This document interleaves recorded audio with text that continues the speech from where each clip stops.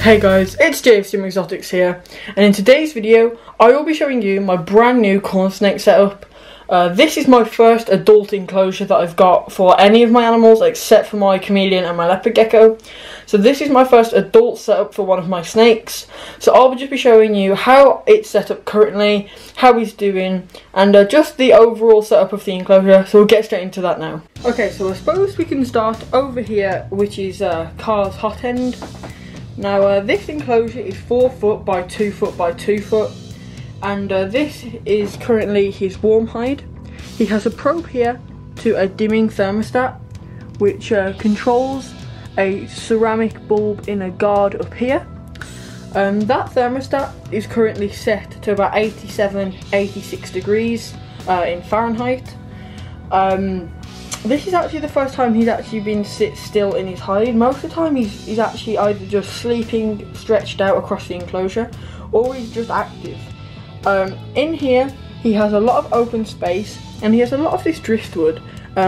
If you go back and watch a video in his old 3 foot, I did a video on his a North American inspired enclosure, and I've still carried this theme onto this one. And that's why I've got the soil with the leaves and the bits of bark, and I've also got the driftwood. I've also got this wooden log, which was in his old enclosure. It's not actually made of wood, it's like a ceramic. It's not really ceramic, it's like a plastic. That is actually made for marine tanks to go on the bottom of a marine or a freshwater tank. But I just bought it and put it in here because it does recreate that kind of woodland thing naturally. Now everything in here was in his 3 foot, which is why it currently looks a bit spaced out. I have ordered some more products for this vivarium, including some more plants to go in the ground, and a couple more hanging plants to cover up the back wall a bit better. And I think that should just make him feel a bit more comfortable. However, I don't want to cram it with like decoration and stuff, because the whole point of me getting this viv was to allow him to stretch out as much as possible. So I want to make him feel as secure as possible, while also giving him enough space to truly go and stretch out. For substrate, I do have an EcoEarth. EcoEarth is fastly becoming my favourite substrate for arid and for high humidity species, just because of the look it gives, and just because of well, mainly as well the cost of it. I can get 3 bricks of this for £4, and it'll last a long time, and it will also this whole viv only took 2 bricks and his old substrate, so I've still got a brick left over which will do both my rainbow boas.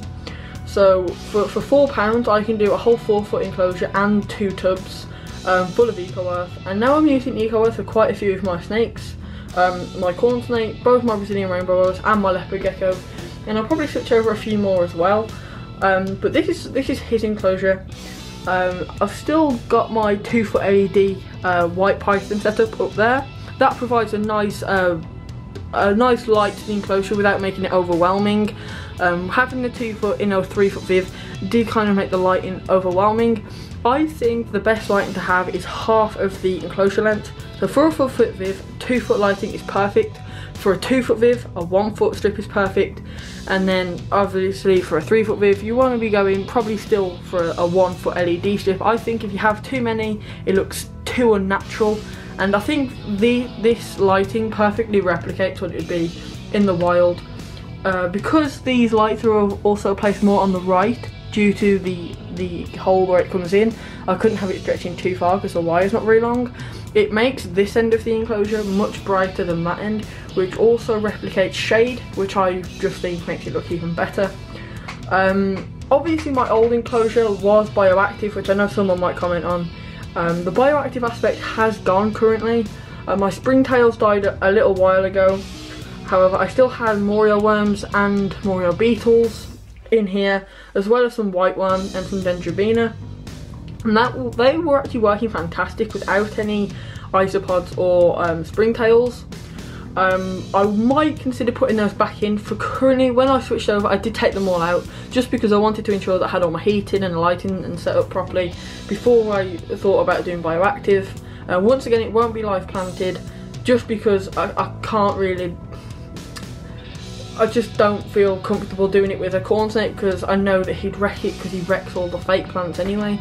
so I don't really want to do that with him. But yeah, this has just been a quick insight into his enclosure. I hope you enjoy it. I hope you take some ideas from it. This vivarium was got from ProVivs, however I'll be doing another video on that in a couple weeks or months. I'll do a full review of it, of my experience with them. But this is a 4 foot by 2 foot by 2 foot in Zebrano. Very nice. I think it's my favourite vivarium. It looks really cool, and I think all the other vivs I'll buy will be in Zebrano because it just looks really nice. But yeah, thanks for watching. I'll see you all next time, and yeah, it's been JFCMexotics.